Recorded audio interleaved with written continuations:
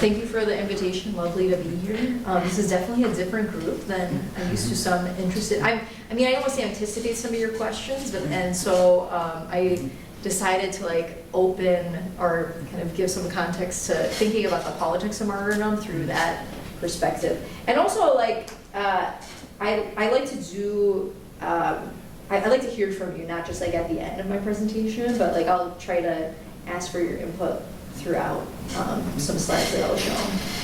But anyways, this is like my book that I came out with last year, which is essentially about, and I'll talk more about this today. So I'm a scholar of Middle Eastern Christianity, and you know, while Middle Eastern Christians in the Middle East are you know, very much smaller minority, many of them have come to places like the United States, and in particular Egyptian Christians, who are still like the most populous in the Middle East, but they're like maybe 6 to 10% of the Egyptian population. In the US, like they're upwards of 75% of the Egyptian diaspora here in the US, in places like Nashville, Tennessee. I go to a church in Birmingham, Alabama. There's not one in Mississippi. Actually, I think there's one other Coptic person in Jackson, who I think works at the hospital there. But aside from my husband and my daughter. But essentially the book is trying to think about how there's been so much attention on Middle Eastern Christians as basically symbols of global Christian persecution by Americans, right? How American religious leaders, somebody like maybe Tate Reeves and others, American evangelicals, have focused so much attention on their persecution. And yet, when they come to the United States as migrants, a lot of the time they are either racialized as Muslims. There are, and I'll talk in a minute, like there are counterterrorism investigations that have been opened into these Christians, revered again as martyrs by politicians in Washington, D.C., and on Facebook testimonials. I'm sure if we went back to February of 2015, maybe we'd see something from Tate Reeves. Essentially, you know, they're either targeted as look-alike Muslims, or in this current context are languishing in ICE detention facilities in Louisiana and Alabama and elsewhere as undocumented migrants or asylum seekers. So the book is trying to deal with those two elements. So I want to focus more on the martyrdom aspects of the book. I think that's relevant for this group. And how basically Middle Eastern Christian deaths that are understood by themselves as Christians as martyrdom, but how they are kind of made as symbols of something else, how they are in some ways instrumentalized and politicized by other Christians in the West, and particularly American evangelicals. So I wanted to just start, especially because I don't know like what your backgrounds are, but has anybody heard of this or seen this phrase before from one of the church fathers? So the blood of the martyrs is the seed of the church. That's from Tertullian in the early centuries of Christianity. And essentially what the thinking or theology behind this particular phrase and how it continues like until today, anyone from American evangelicals to Coptic Christians in the Middle East, understand that death as witness to Jesus Christ is not just a death of this world, but one in which it symbolizes the strength of Christianity in death. So we might think like that death is like a kind of weakness, but for many Christians it's seen as a form of strength and connection like to Jesus Christ, like theologically. But I wanted to think through this particular idea, not just from the perspective of Middle Eastern Christians, but I wanted to think in a different way of a more recent martyr, or somebody who was understood as a martyr, and think about it in a different way. So I just want to preface that. So, okay, so there's so many videos that I could show you, but I would rather like have a conversation with you all. So Charlie Kirk as a Christian martyr. There are a lot of videos of Protestants, and even his wife, like in after his death, when she gave her first kind of speech, said, specifically that he was a martyr because he died witnessing to Christ in these debates across campus, probably with people like yourselves. And instead of us of course, we can kind of break down the politics and instrumentalization of somebody like maybe, Erica Kirk or others, but I actually want to sit more seriously with the idea of him being a martyr in Christianity. Meaning what? If we think about how he understood himself not just as a Christian, but what he was doing, even if you disagree kind of obviously with his political perspectives, what he was doing was kind of witnessing to the gospel. We have to understand him as a martyr in that sense. But as I'll talk about in the next 15, 20 minutes, martyrdom is not always just a given. Martyrdom is a kind of interpretation of death. And what I mean by that is, it's not to say that when somebody dies for Christ and witnessing to Christ that their death is not really martyrdom, but it's to say that certain people who die for Christ or witness to Christ become martyrs through kind of a institutional recognition that they are martyrs. What do I mean by that? So this is why the example of Charlie Kirk is so interesting, because in the sense that martyrs are not something that are kind of theologically salient in the Protestant church more broadly, right? The idea of martyrdom, comes and goes like that discourse, and there's a reverence for certain martyrs that I'll talk about in a little bit, like Middle Eastern martyrs at the hands of Muslims, like the Islamic State. Of course, there's a focus on martyrs in certain cases, but in terms of thinking about somebody like Charlie Kirk, this is a very unique kind of situation. And so he became a martyr because of the way that his death was interpreted as a moment of witness, because he was answering a question, right? That he was actively witnessing to Christ in their perspective. Where in other cases, there are many other Christians who have died in the United States, let's say, whether it be at the hands of police forces or, as Christians, practicing their religious rites, etc., that are not viewed as martyrs in the same way. And why is that? So that's part of what we want to kind of maybe think together about, how martyrdom is both a theological certainty in Christianity and other religious traditions, Islam, etc., but it's also a form of interpretation, political or otherwise. So what do we think about the example of Charlie Kirk and the discussion around him as a martyr? I think it's a perfect example because my mother had never heard of him until he died.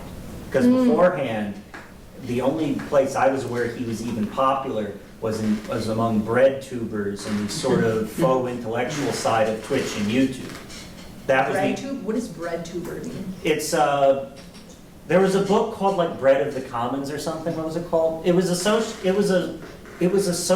pro-socialist book that a bunch of YouTubers and VTubers and Twitch streamers started talking about, and they gained sort of prominence within these circles that would kind of feed into each other, where the audience would listen to it.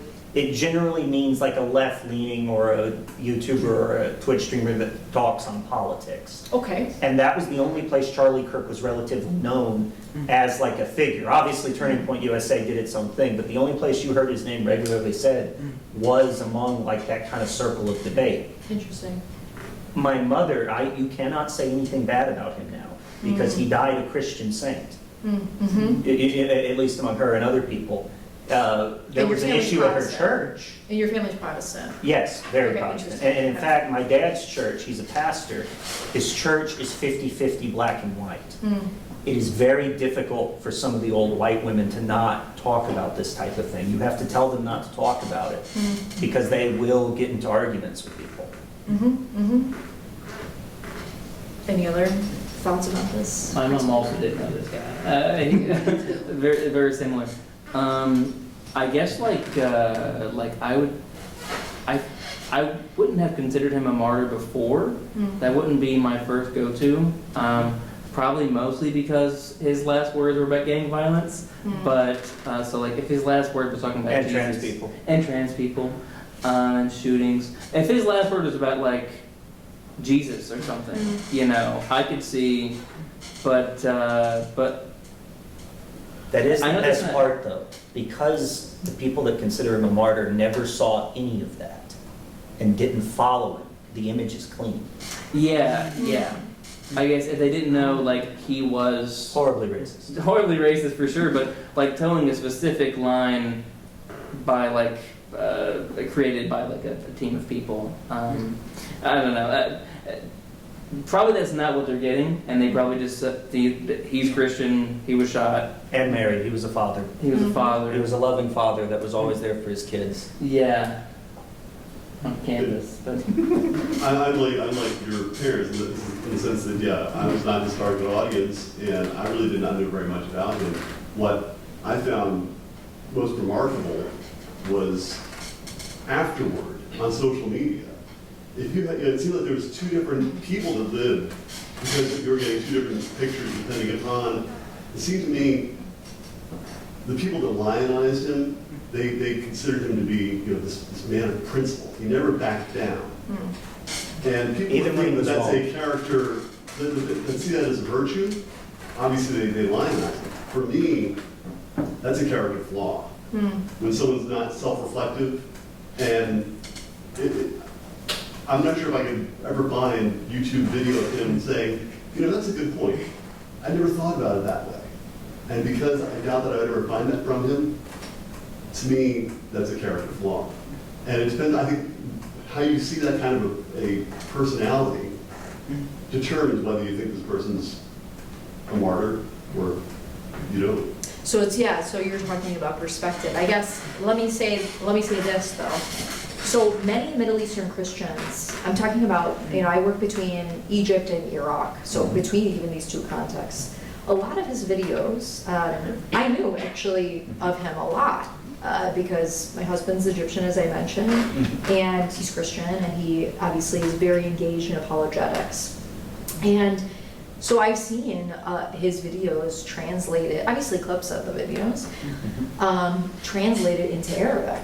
And so I can tell you that when he was killed, across the Middle East, like so from Egypt to Iraq, not only do you have this image that was shared, this actually particular image that was shared on Instagram, etc., but you had like the posting of those videos, like of him speaking to somebody and like trying to bring them back to Christ. So like the interactions that he had that were focused both on this is what the Bible says or whatever else, those were the ones that were kind of pushed forward out into you know, a place like the Middle East. And the way in which Christians there saw him was in speaking not only to kind of a secular audience, but the secular audience is almost paralleled for them to like Muslims in their context, meaning what? Being a Christian in a place like Egypt or even Iraq to a certain degree, you know, you have certain frames of concealment of being a Christian. You can't always talk with another Muslim, for example, even if you're a neighbor, openly about kind of what the differences between Christianity and Islam are, as an example. And so somebody like Charlie Kirk in these videos that circulated throughout the region was seen as kind of this figure in which, like, this is what we could be. Like, as Christians, if we were in the United States, we could respond to people that were not believers, right? So he took on this symbolic character beyond the context of him in the US, right? And so like each of you were like kind of pointing out like your family members or whoever else didn't know of him until obviously the interpretation of his death like as martyrdom. And so it's not just like with him, but like there are many different martyrs like we talk about in my class too, of how like their deaths are later kind of framed and interpreted in a particular way that kind of devoids the messiness and the context of their lives from reverence of them as martyrs. And I just want to flag and say like that doesn't mean necessarily that, okay, then these people are not really martyrs or whatever else, because martyrdom is really about perspective. Really, I'm not talking about individual perspective, I'm talking about like institutional perspective. In the US, like Charlie Kirk became a martyr because of the media infrastructure of evangelicalism in the US. Or maybe even Catholicism too, like let's just say American Christianity. That impacted upon him becoming not just a martyr, but like a national figure, right? Like there's so many different images that I could have put up here as like, Charlie Kirk is an American Christian martyr, or he's an American hero, et cetera. So there's this marrying between Christianity and nationalism too, and who he was as a person. So we could talk forever about Charlie Kirk, and I'm not trying to compare Charlie Kirk to the other people I will be talking about, but all of this to say is that when we think about the politics of martyrdom, we need to think about like the context in which somebody is being interpreted as a martyr versus they are, somebody simply kills them or murders them. What is the difference between murder and martyrdom? So let's think about other contexts in which American evangelicals have politicized or thought about martyrdom of other, non-Americans, non-American heroes through the lens of American Christianity. And so these are two examples that I talk about in the book. One of them I would say is like makes a little bit more sense to me, but the second one is maybe something that we can talk more directly about. So we have Franklin Graham here, Billy Graham. I'm assuming. Okay, you guys know Billy Graham's son. Who is a big evangelist, runs this organization called the Samaritan's Purse that operates throughout the Middle East, and particularly in the context of where I work today in Iraq, meaning like they have targeted campaigns of trying to convert Middle Eastern Christians to Protestant Christianity because they understand them as heretics. So it's very paradoxical then that we see here that in 2017, and he's made several other statements, that he describes the Copts that were beheaded on the shores of Libya in February of 2015 by ISIS as martyrs, okay? As his persecuted Christian brethren. So we can kind of see how these interpretations actually shift based on audience too.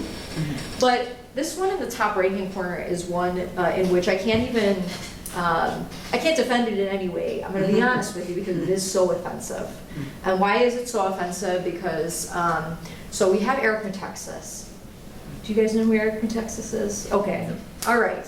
So Eric Metexas is an evangelical kind of commentator, I guess you could say. His family originally Greek Orthodox Christian, he converts to evangelicalism. So he posts this the day before the Capitol insurrection in January of 2021. And he writes with an image of the 21 and their names right there on the right-hand side, what price are you willing to pay for what you believe in? And he is not addressing the 21 here. He is comparing the 21 martyrs of Libya, these Coptic migrants who were kidnapped by these ISIS affiliates in Libya, put in these orange jumpsuits to index other prisoners in places like Guantanamo Bay and Abu Ghraib. They said this specifically, that's why they put them in these orange jumpsuits, and then beheaded live, okay?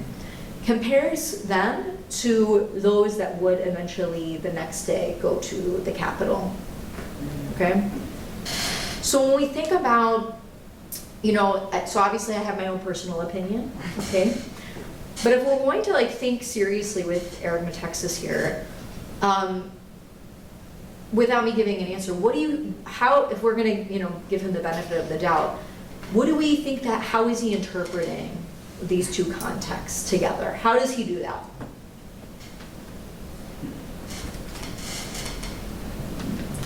You said giving him the benefit of the doubt. It's hard to. Okay, Yeah, try to do it. I wasn't giving him the benefit of the doubt. My problem is I can't think of it without immediately. I remember when the whole January 6th thing happened, I had a slow day at work, so I got to watch it live as people were live streaming it as they were bashing in windows. And the climate at that time was so intense. The idea was that the government was like an agent of Satan himself. So like, I don't know what his headspace was at or what he was working with, The only thing I could think of is the idea that the government was actively trying to like silence people for what they believe in and stuff, Yeah. you know, by carrying out an election process, but that's neither here nor there. Any other thoughts from folks?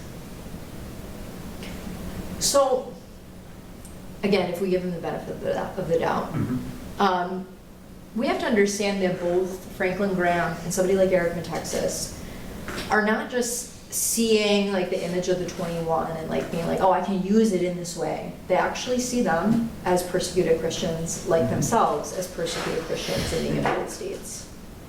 As crazy as that may sound No, they do. to folks, but it is this way in which persecution kind of gets translated in different ways. Martyrdom gets translated in different ways. And how a very uneven body of Christ between these poor migrants, very poor migrants from Egypt's south, who are in Libya, kidnapped twice, become their Christian family, part of the body of Christ in certain cases, like in thinking about how the rioters on January 6th were understood as not just being kind of engaging in politics, but that they were also kind of defending their faith. So we need to take that very seriously, because at the Capitol, there's a whole, I think, database compiled by the University of Alabama, their religious studies department, of different religious imagery, like that took place on the Capitol before like the violence and stuff happened, but there was crosses, there were worship songs happening, there was worship happening there actively. And so that was a spiritual moment for those people like Eric Texas. I doubt that he was there obviously that day, but whatever. So in these two contexts though, like I guess a lot of my work has tried to ask like, okay, instead of focusing on these white American evangelicals and their perspectives, very important, but how do their perspectives impact upon people who look like the 21 here, the 20 Copts, Coptic Christians beheaded on the shores of Libya? What do their interpretations of them as martyrs, how does that kind of become flipped in the US context when they're migrants? Like, I'm just thinking about, like, think about it this way. If this particular man here, Milan, okay, the first martyr here, if he was walking, you know, down the street, like next to Franklin Graham, you know, would he see him as, like, part of his Christian brethren? I mean, I mean, you can't really answer that question, but like, it's something to kind of think about and consider, right, in the U.S. context. So not even just with these two kind of American evangelical religious figures, but also Donald Trump, the day, a little bit before, a few days before the election, tweeted this about the Coptic Christian community, which was also like bizarre because I don't know kind of what constituency he was really pointing to. There's hundreds of thousands of Copts in the United States, but what place was he trying to flip? We don't know.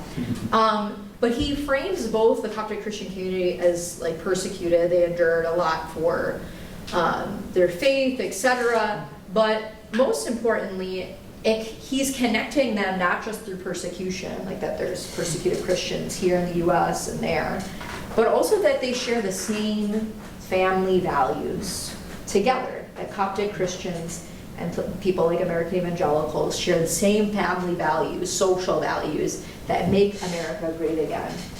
And so the interpretation, like the politics of martyrdom, is not just about, you know, the level of the presidency or American evangelicals, but also Coptic Christians here themselves see this tweet and understand that their martyrdom matters in a particular way in the U.S. context, right? That there is a political context in which they are operating in as these like symbolic martyrs. And so part of like my work too really thinks about like how Coptic Christians see themselves as kin with American evangelicals and the Christian right in the United States, because of what I noted earlier with, you know, circulating videos of Charlie Kirk answering to people who are non-believers. It is the same feeling of when they come to the United States and they're able to do the same thing as Charlie, able to defend their faith, and able to live in their minds more freely as Christians. And so what kind of politics does that lead to? In many cases, it leads to more conservative political perspectives, whether it be through patriotism or through shared family values.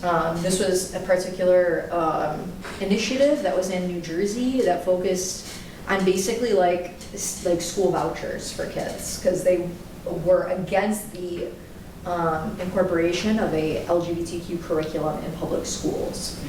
So basically this Coptic American PAC wanted to push forward political candidates to combat that initiative and think more broadly about shared coalitions with actually not just the Christian right, but also the Muslim right too, in New Jersey. Very unique kind of alliances happening in the US context. But I'm almost done, I promise. I wanted to give you a couple of quotes from my research that I find to be fascinating.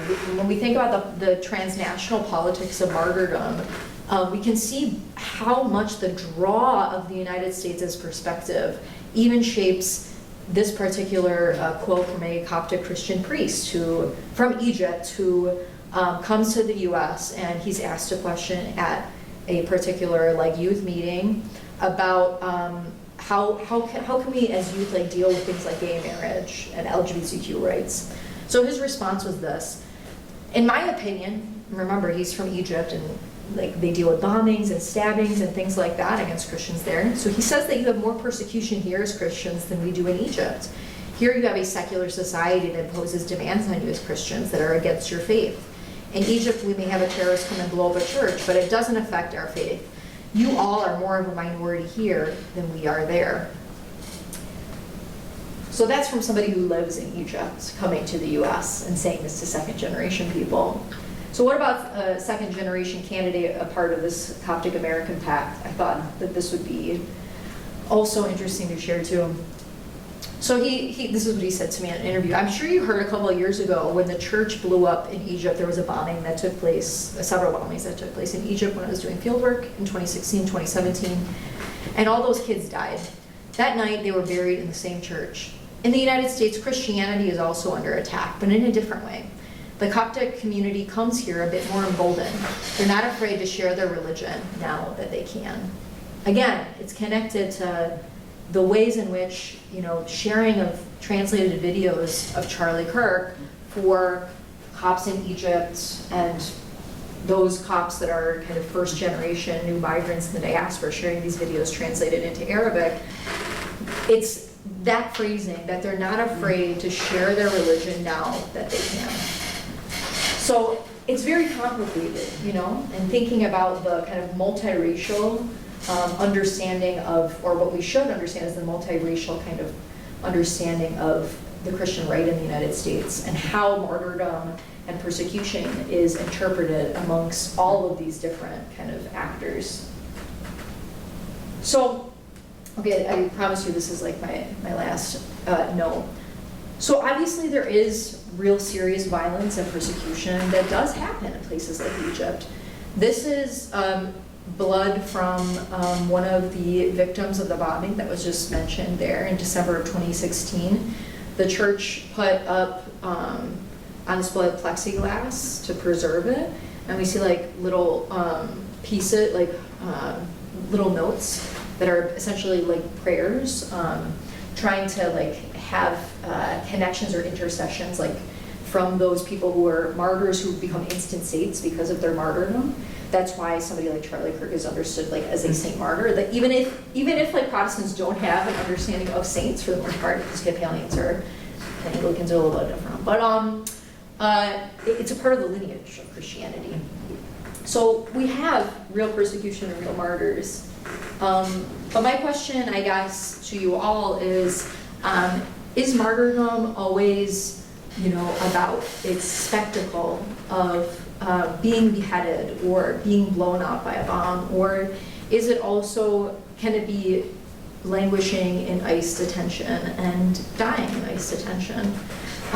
Like this particular woman in her early 20s who was just taken by ICE in Nashville, Tennessee, who fled Egypt when she was just 13 years old and is now in Alabama, awaiting to see if she'll stay there for the rest of her life or if she'll be deported. So that's kind of what I'll end with. Any questions or comments or points of interest or contentions or critiques? Yeah, We're in free thinkers association here, so. That last part, it kind of made me think. There's a video I saw, like, I was probably in like middle school or something, but it was a guy saying like people smoke cigarettes all the time, and they know it's gonna give them cancer, but cancer is like a far away thing that's like, it'll eat away at you, and you'll go to the doctor, but it's like, if the box had to say not just to get cancer, if you did too many cigarettes and something wrong happened and your head exploded, and it said 1 in a million people have their head explode, it's like the number of cigarette users would drop instantly. There would be no more nicotine you wouldn't smell it when you're walking on the street. Are you sure about that? I'm not sure, but because in Europe and Egypt, I don't know about elsewhere in the region, but like they have, like they have the most gross photos like on cigarettes. Like they'll have like a cancered lung, like in Egypt, like you buy a pack of cigarettes. I mean, I don't smoke, but you buy a pack of cigarettes and it has like just blackened lungs and things like that. People are still smoking. Yeah, totally. I bet it hurts it a little bit. I bet the nicotine sales are lower. I don't know that for sure. Yeah.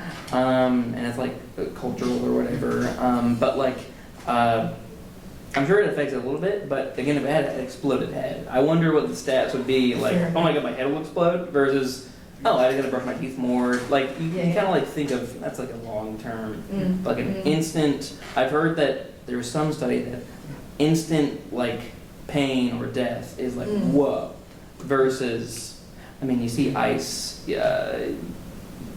putting people in camps or whatever, and like, they're just having to be sick. It's just kids sitting around sick or whatever. But versus like, I don't know enough about history to say. The other. Like the Holocaust, like when you hear like, oh, they're being put in chambers, it's like, oh, that's an 8-minute death. That's scary. That's a terrible, now I want to go to. Yeah, but like we don't. But I think part of the issue is there's this assumption that if you're arrested, you're guilty. Yeah. Like that's. And that's what happened in Nazi Germany too. Like the way that we remember the Holocaust today is not how people even remembered it, like immediately after in the 1950s, for example. And I don't think that people really knew about, being in a gas chamber for 8 minutes or whatever else, like until, a little bit while later. I thought that there were like reports that reached the U.S. before we were actually in Germany. Well, yes, but if you were a German citizen, would you have heard it?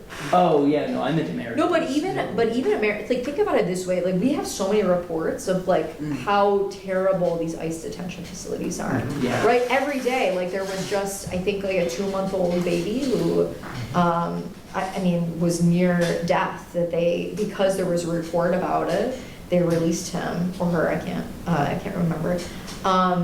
And so like we hear about these stories every day, how disgusting it is in these facilities. Or there's an Irish citizen who has been languishing in one of these facilities from Boston. And so he talks, because he has a phone somehow, like he's talking to Irish like radio, like about, what's going on there. So I'm with you 100%, but I don't even know if it's about like knowing, but I think that you're getting at something important about the spectacle. Yeah. Martyrdom is very much about spectacle, and spectacle not in like a negative way. I'm not trying to say like, oh, that's just like what it is, but rather it's like us as human beings, like what becomes like viscerally connected, right? So like if you see a lot of images of, icons of like martyrs, especially in the Middle Ages, the medieval period, you'll have like really like kind of terrifying like iconic images, like people being flayed, or like we were talking about a particular saint in the Catholic Church, Peter of Verona, who is basically like martyred by like a chop to the head. And so like the images of his icons are always there's a sword here and there's blood dripping down. So it's always like these kind of I'm not saying every like Coptic icon is like that. There's not a lot of bloody things. The Catholics really like the blood, but Bartholomew was my favorite. He's the patron saint of tanners and leather workers. yes. Because he was flayed alive. Yes, actually, that's who I show my class. Because it is an intense icon.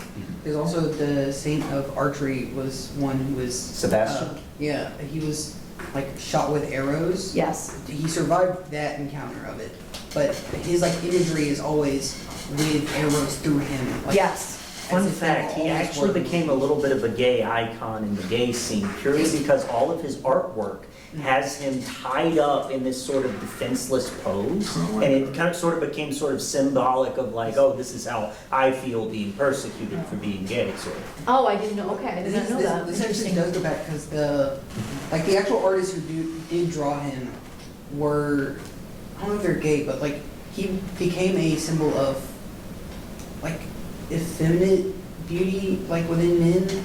Like I was at the New Orleans Modern Art, the New Orleans Museum for Arts, and they had like this is how I know about the one with the arrows is because I saw this huge painting of him, and the plaque went on about this of just like his depiction as being very like beautiful in these moments did a lot for I think it was Renaissance time period, but like their depictions of like male beauty and form. Yeah. Yeah. But yeah, to make that point, yeah, I mean, just bloody stuff will always get our attention, and you know, telling stories is a lot easier than an explosion involved or whatever. Whether it's Michael Bay or Charlie Kirk or whatever. I do wonder if I don't know if you. I'm assuming you also know a lot about Islam and Yes, I'm actually teaching a class martyrdom? this semester. Yeah. Oh, wonderful. I know that Islam has like a huge component with martyrs and martyrdom as well. Yes. And I wonder if like more Muslim areas that have Christian populations, if because culturally they're like I don't know if they think culturally Muslim, they say we're very culturally Christian, if they have martyrdom already like coming from two sides, like they have the Christian teaching and they also have that cultural connotation of martyrdom, whether it's like through language which might be affected as well or anything like that. I don't know if you have some ideas on that. Yeah, I mean, okay, so I'll note this just like very quickly that of course like Muslims obviously have an idea of a theology of martyrdom, and I just want to note that both the two like distinct sects, like major sects of Islam, Sunni and Shia Islam, both have theologies of martyrdom. I just want to emphasize that Shia Islam in particular, because so why is martyrdom important for Christians? Because like it is not just a symbolic representation of Christ, you are dying in Christ by witnessing to Christ. So I'm saying that there's a central theology to Christianity as a kind of, whether it be like a spectacular form of martyrdom or that you are dying every day to this world. So in Shia Islam, because of, without going into too many details, because of, I guess like the narrative that obviously Shia Muslims tell of themselves, it starts with this particular moment of martyrdom, the killing not only of one of the like first leaders of Islam, whose name was Ali, but also his sons Hassan and Hussein in Iraq, present-day Iraq, and this kind of attack and like kind of central focus of Shia Islam, like that moment of killing these members of the Prophet's like broader family, is central to what holds Shia Islam kind of, I would say, like together in its difference from the majority kind of Sunni Muslim population. Would you agree with that? Yeah. Okay. as somebody from Iran, obviously the biggest like majority Shia country in the world, who we might be going to war with. So yeah, important to kind of know these things. But martyrdom is like a central narrative or like theological form in Shia Islam. Hence why there's a lot of like very interesting connections between it and Catholic Christianity too, in terms of like blood and the centrality of blood, whether it be kind of different forms of like flagellation, you know, both in Catholicism and Shia Islam. So this is all to say that like your question is like one of geography, and I would say, of course, like I think we can't say like definitively, but obviously, you know, Islam was influenced like from Christianity and obviously Judaism before it, and so like martyrdom is central kind of understanding of these three faiths together. But each of these like religious traditions offer different historical context and theological context to like how one becomes a martyr and how one witnesses. One thing that for me, I find puzzling with martyrdom, and maybe it's because I watched enough apologetics and counter-apologetics. It seems to me that especially in Protestant circles, it's more of the die for a lie. Yeah. You know, it's a way of arguing that Jesus really was resurrected, because that's such a, you know, that why would anybody die? You know, if it was a lie, people wouldn't die for it. You know, so it's kind of a measure of the sincerity of the belief. It seems to be less rooted in the actual theology, it's more of a defense or an apologetic. And I find it baffling. Yeah. It seems it's a different flavor. Because I'm the Catholics, you know, the more of the identification with Christ as a sacrifice. Here, it's for the Protestants, it's more of the defense. You know, they point to martyrs as, well, they must have truly believed this. And if they truly believed it, then that gives me an excuse to believe that this is actually true. Yeah. I mean, that's what we talk about in my class. My student Peyton could discuss this, but of the central idea of like Protestant theology lends itself to thinking like that Christianity or religion writ large is simply about like belief in terms of like conscious like assent to certain things. Okay, like that this is what I believe in, and I know this. That's why I know that it's true, because I know like this in this scripture, I know this in this history, etc. And the critique from like the colonial period, or I mean even before, but like let's say when Europe colonized most of the world, particularly the British, right? And along with that colonization, like went missionaries, Protestant missionaries, Euro-American Protestant missionaries. And what they did was going from places like Buddhist Sri Lanka, which we talk about in my class, to Egypt. They went to try to convert people to Protestant Christianity, and even tried to convert Christians, like Catholics, and mainly the focus of my work, of Orthodox Christians, like the oldest Christians in existence. But why did they try to convert them? Because they felt like they weren't really, they have a lot of zeal, that's what they would say, but they don't know their faith. So they're just blindly repeating what their father and their grandfather did. But that's not real religion. You have to choose to be a Christian. You have to choose it. It has to be a personal, conscious belief.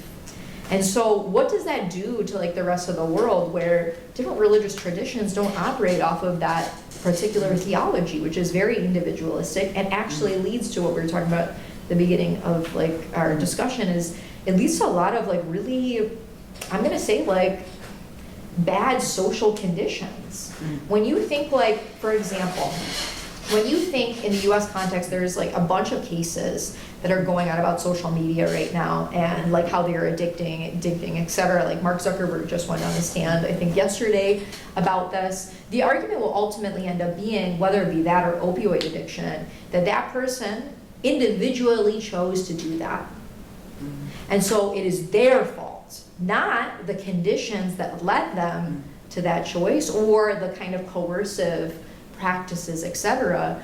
But I would argue that that actually comes from a very, I would argue, I'm going to be frank, like comes from a Protestant like theology, right? Like everything is about the individual and not about broader conditions that put people into certain positions. right, that are forced to make certain choices. But push back on me, guys, because I grew up Catholic, so if I'm like touching a nerve with the former Protestants here, please tell me. No, it's a fair assessment. I don't know enough about like it. All I know is the Protestants I've hung out with that were explicitly Calvinist Yes. have been the most Sure. present form of that. Yeah, and I wonder, okay, maybe again, like, I would love to learn from you all, like, I wonder, I mean, aren't these theological differences within Protestantism even like, I mean, obviously historically salient, but is it salient today in Yes. the contemporary United States? And tell me how. Okay, I'll start off with touching Without back like, on- I mean, just like general, give me an example. Okay, so I want to mention this first. A few years ago, and my uncle did this a lot. My uncle is also a pastor. He would do missionary work, and he would go to the heathen country of Romania and convert people to Baptist Christianity. Yeah. And I mentioned that just to sort of, because I was going to forget it otherwise. But also... Yeah, those are heathens right there. No, they are. They have icons, which are idols. Correct, yeah. They say prayers in a language that isn't English, and they think angels are real. But other than that... I did have as an aside, in one of my... I've been here for a number of years, but, in one of my classes, I had a missionary in one of my classes who, as Peyton and many of my other students will know, I'm very, like, open about being, my own Christian background, et cetera. This particular student was a missionary, and he said, I'm going to be gone for a couple of weeks because I'll be on a mission. I asked where he's going, and he said, Italy. And I said, that's interesting. Dad went on a mission to And so I just, Italy as a joked, teenager. kind of prod him a little bit of, tell me more about that. Okay, so the Protestantism thing was theologically, most of the South is kind of Southern Baptist. Yeah. And there's a lot of other Baptist denominations like Missionary Baptist or Free Will Baptist. And the free will thing is important. A lot of Baptists are Calvinist, but not all the way. So they basically believe in all of the tenets that would get you to a Calvinistic, a person's lot in life is determined by whether or not they are righteous and worthy of God's grace inherently or vice versa. But they have all of that framework for it, but they don't go all the way and put it in their creeds because writing it out looks bad. So that kind of idea does permeate a lot of Christianity down here. And another thing, your mega churches and your non-denominational churches are Baptist. Okay. They're going to say non-denominational on the tin, they're Baptist. Unless they are a Pentecostal charismatic church that has people rolling around in tongues, they are going to be Baptist pretty much down here. What does that mean, though? Like, fundamentally, like, if I went to a Baptist service versus like a Lutheran, like. Service, Okay, well, the what would Lutherans you- are uppity. First of all, Fair enough, okay. They do communion too often. Okay. The total yearly income of the church is higher. Okay. They do high church, so the person at the pulpit may have a weird frilly robe thing because they believe in idolatry. Okay. They also may have people light candles, which is a form of witchcraft. That's very important. Okay. So your Baptists tend to be very bare bones and not too frilly about ritual, which is fun. Like your Baptist theologically despises the concept of ritual, but will hide it away in other ideas. Like communion is only done like once a year. The services will have very strict, okay, we're going to do a worship song now we're going to do announcements, now we're going to do this, but there isn't a lot of room for mysticism. And another thing as well is that it's almost, I'm kind of sneaking this in because the idea was there, it's not fully formed. There's a guy named like C.J. Cornwaith, I think, or something like that on YouTube. He was a Christian, turned atheist, and then reconverted back to Christianity.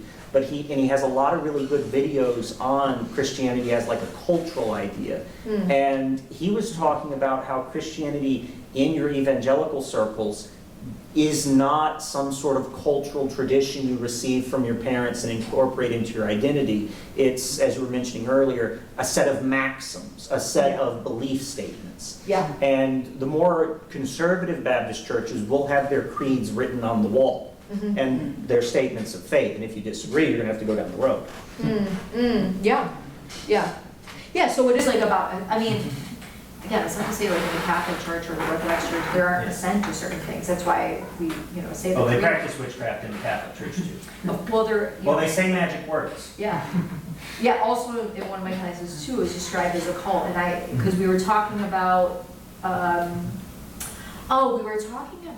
think, blood in some way.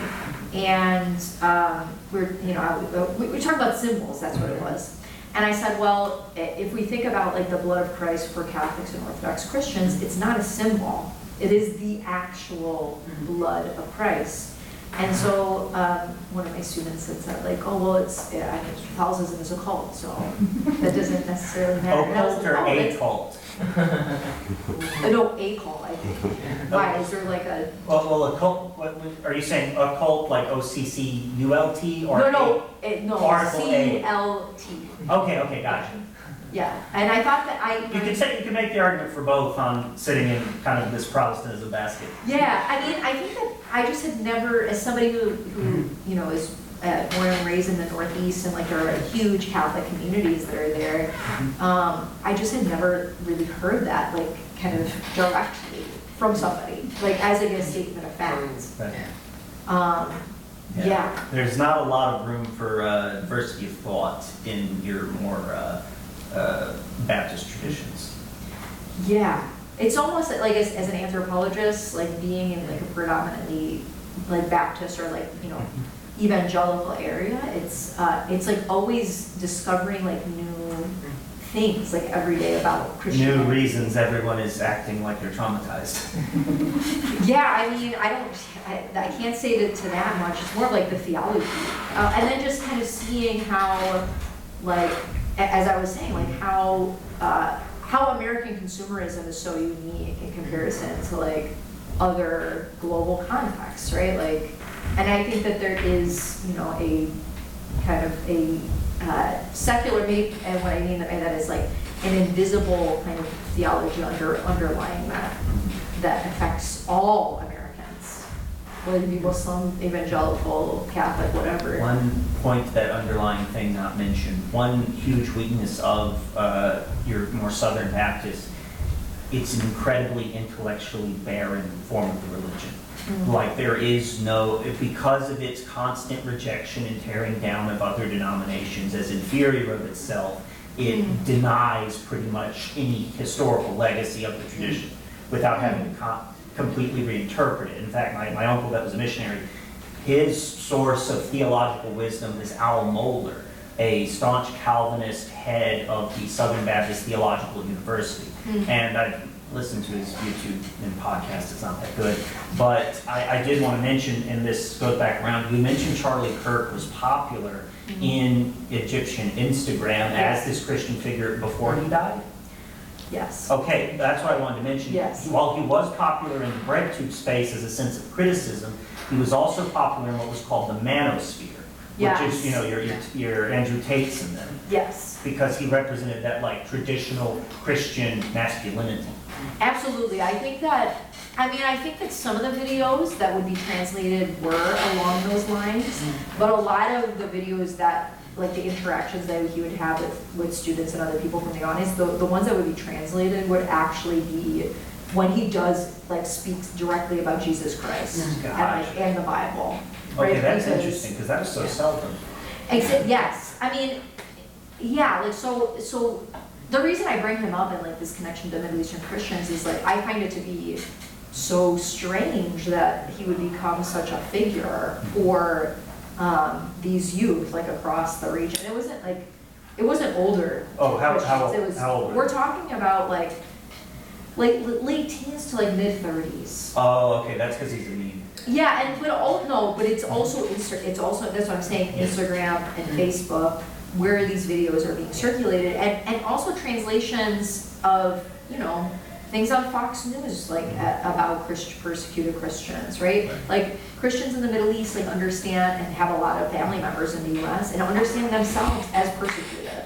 So they're like, this, wow, it's not just here in Egypt, like it's elsewhere too. And so like they take on things that are happening in what is supposed to be like the empire of Christianity and see that like themselves through it. Is that how Right. we're perceived?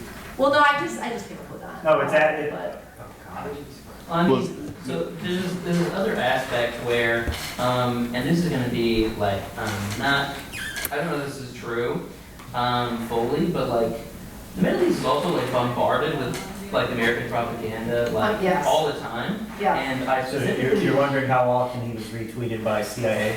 yeah, I was wondering how many people were paid with federal dollars to translate him, translate, and- yeah. because I have personal, Yeah. I know a guy who was in the military, and I was like, oh, and he said he went to school, what did you go to school for? And he said, I went to school for film. And I was like, how does that happen? And that was in some cybersecurity program, like, how does that happen? And he goes, yeah, so I went over to, I want to say it was Saudi Arabia, I don't know. But they were producing, no.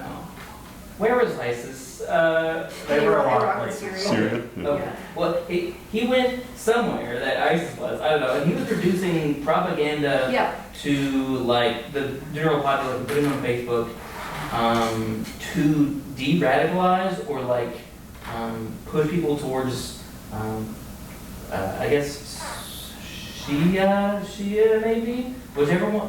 or like a more modern form of like Sunni Islam Yeah. or something. And it was like prioritizing like the peaceful Yeah, teachings that Islam has, and he would like work with like Muslims to produce like there's like different elements that like an American will do, certain like tells that like Mhm. you know an Arab guy wouldn't put the text over here. Like there's like a different like frame of reference that and especially like instilled in school.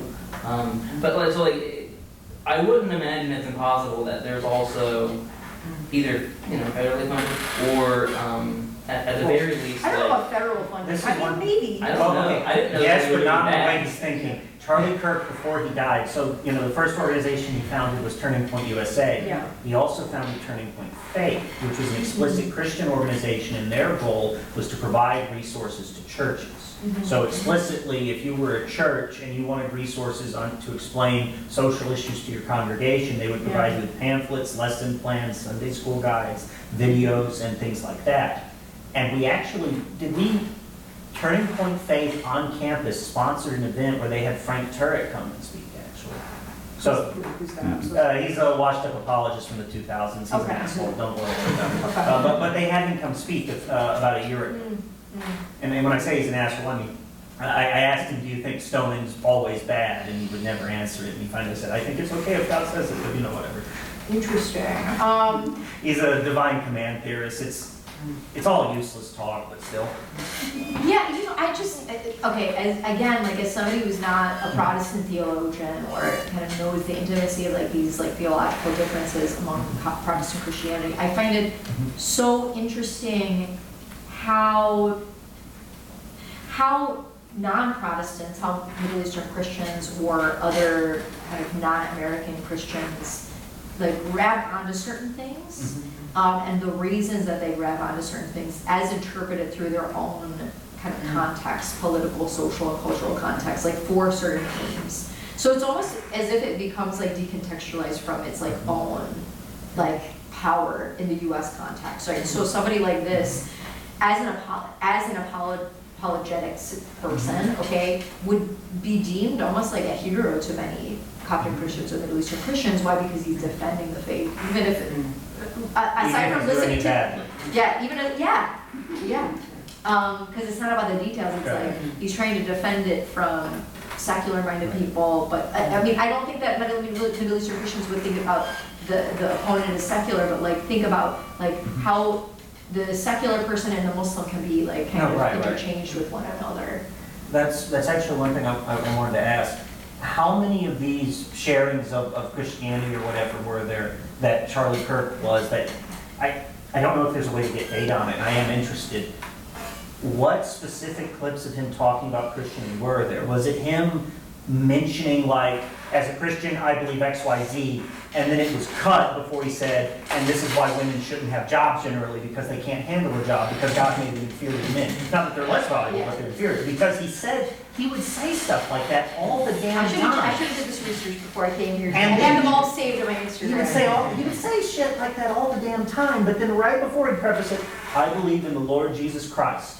This is why gay people are wrong, they should go to hell, and anyone that supports them should be held in a Nuremberg-style trial. He literally said that about people that provide hormonal care. Well, I would, you know what, I would say though that I don't think that clip would actually be cut for many very I mean, you have to think about it this way, like, Is that like a lot of Coptics, like, there are is that a conservative- marker of like cultural identity to be against it? I asked for, because that's a cultural identity marker for my mother. Well, think about it this way, like, why would actually Middle Eastern Christians see somebody like Charlie Kirk as a martyr? Because of the fact that, just like the Coptic American Pact, it was focused on anti-LGBTQ and family rights issues, right? And so the things that he would say about like hormonal therapy, like for whatever, you know, like in opposing it for like teens or whatever else, like they would agree with that. The animals, like, they would agree with that. Because of like also like the cultural context in which they're in a place like Egypt or even elsewhere is much more conservative generally. I mean, So is secularism, it's kind of interesting because the way secularism is viewed over here, it's viewed as sort of like this laissez-faire freedom of religious belief almost all the time. And it's taken that way among the more conservative Christian circles to be an attack on their own beliefs. And I don't just mean like Coptic Christians, I mean like the churches my parents go to, or went to, we have the pastor, he tries to not make it too intense.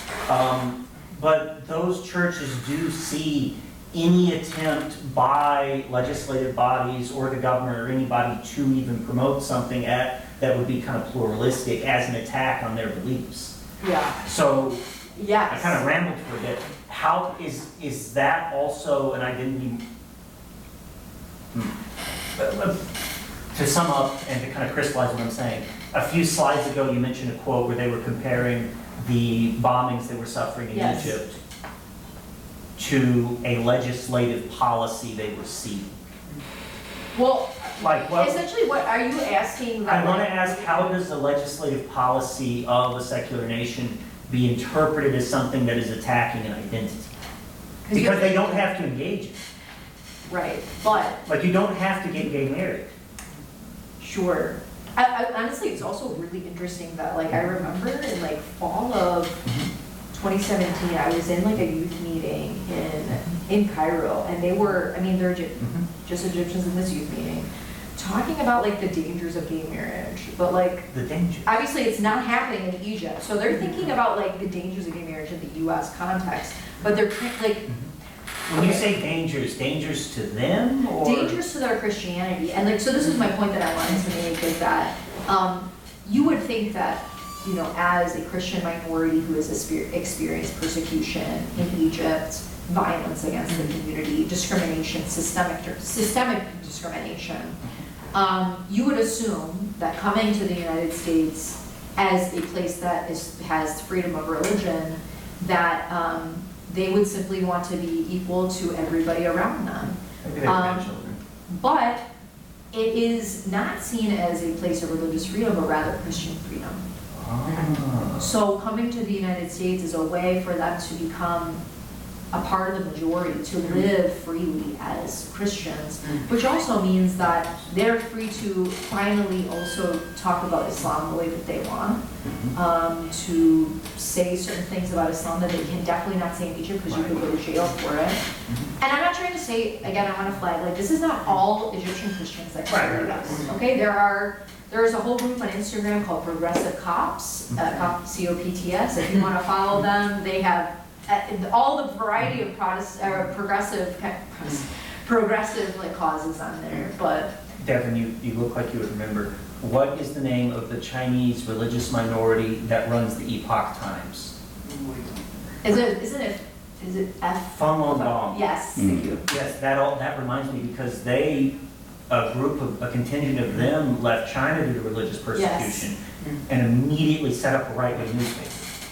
Yeah, so that's what I'm saying, is that like we need to kind of, like, these are layered contexts, right? Like, it's like the same idea of, like, why would, for example, like, why would Latina, like, folks join ICE?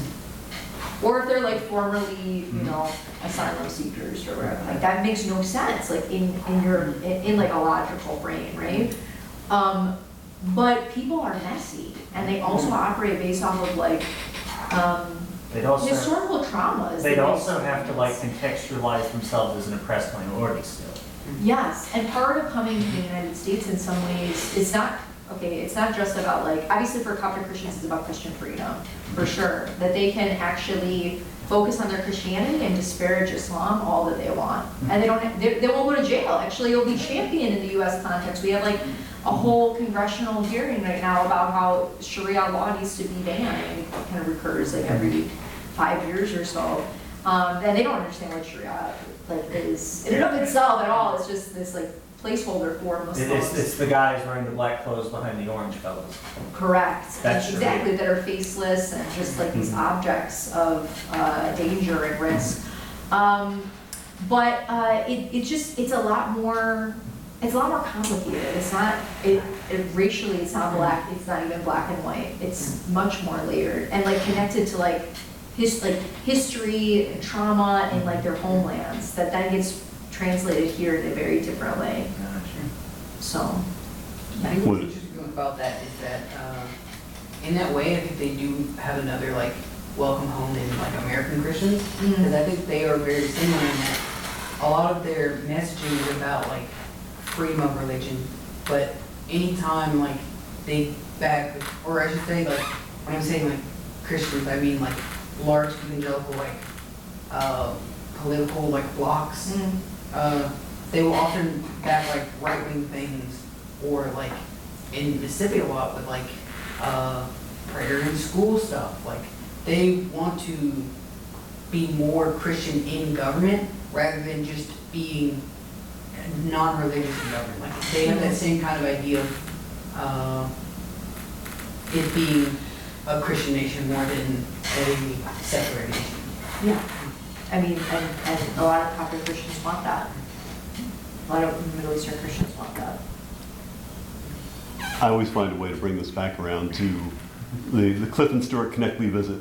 Oh, yeah. Were you there? No, I wasn't, but I know, okay, that's a whole other conversation. There was like a meeting between, because they tour college campuses and stuff like that. Right. There was a debate between them and this Ethiopian Orthodox student at Harvard, and they got completely destroyed by this person. Well, funny you mentioned Harvard, because that was actually one of the moments, because I was part of the panel discussion with them, and Stewart, the son, was talking about how Christians were so persecuted that there was a militancy against Christianity. Yeah. And he used as his evidence for this the Harvard entrance exam, where the first question asks students, how are you different from your parents when it comes to religion? I was on the panel with, as this was going down. I knew that was complete nonsense. Yeah. He was making it up. And so during spring break, I called Harvard. I was like, do you have an entrance exam? Yeah. They're like, we haven't had an entrance exam in modern history. and so I was trying to be charitable, but there was an essay question. It was essentially, it said, have you ever believed something and then changed your mind? That was one of the essay prompts for a prospective student. A really good question. But this was something that he had, I'm sure he never even saw that. I'm sure this was just kind of fed to him, and it resonated with this idea of persecution, and so this became his example. And I don't quite understand that persecution complex, first of all, but I also think it's very interesting, your work, where you're essentially saying that some American Christians will also, because I've heard American Christians say, Christianity is so persecuted, if not here in America, at least other places. Yes. Yeah. Like that, it can get to the point of where, like, the persecution in places like Egypt or whatever. So, like, basically, like, the image of, like, the 21 on the shore of Libya. Like, I've seen this actually said by evangelicals too, like online, that we could be like that one day. Right. It's a slippery slope kind of argument. yeah, Exactly, right. so it's almost like they're telling us our future if we don't stop the tide now. Mhm. And I just want to say like how interesting it is. I mean, there's been much written on this, but like how American Christians, even though like they are in such positions of power, I'm talking about like white American evangelical Christians, like are in such positions, especially upper class, let's say the class dynamic there, like are in such positions of power and yet feel like they're under threat in Right. some ways. And so like those kind of power dynamics are really interesting to me, like as a researcher, and like how somebody like Eric Metaxas like can even compare himself like to these poor migrants. Right, when he's got every possible privilege. Yes, Right. exactly. Yep. Exactly. Yeah. Is everything else on the table yours? Yes. What is else on the table? Okay. Yeah. So I came from this book, this little book tasting thing. So I just wanted to, I don't know, bring these along too. Like these are different images like of the 21 martyrs of Libya. This was made by like a Coptic iconographer in Washington D.C. That is like much more. I mean, I think it's very aesthetically pleasing, but it kind of showcases like what is like the message, their interpretation of their deaths as martyrdom. We see them as kind of images of Jesus, like facing Jesus here and receiving from the angels the crown of martyrdom, right? Similarly, I mean, well, actually, not similarly, but this is another interpretation from the Coptic Orthodox Church in Egypt's perspective of all of them kind of facing Christ with the image actually of the Coptic cathedral, like in the background. All of them with like their actual faces, like with the crown of martyrdom. Interestingly though, like there were 20 Coptic Christians or Egyptians and one Ghanaian man that agreed to be, not agreed, but he was like, if you're going to be killed, I will be killed with you. And he's always, there's interesting racial dynamics to this as well. He's always like in the center of all of these images. And I don't know, that's a much longer conversation. He's here in the center of these martyrs, and he's here actually the closest person to Christ, like facing Christ as well. And so this is actually what I would describe as like the more like working class, like popular image of the 21 martyrs. And I say that in the most respectful way possible, and one of my personal favorite images, because it has both the actual image of the martyrdom itself. It has like the image of Christ. It has like the Egyptian martyrs in Libya in Arabic, and it has like their actual faces here with the crown of martyrdom and their names underneath it. So these are three different kind of versions of like the same interpretation of their deaths as martyrdom by different Coptic people in Egypt and in the diaspora. So very different interpretation than Eric Metaxas. All right. Well, I've got 7:30. Okay. I do have a hard out for myself, but you're welcome to hang out. But let's give her a clap. Yeah. Thank you so much for coming. We really enjoyed it. Yeah, I learned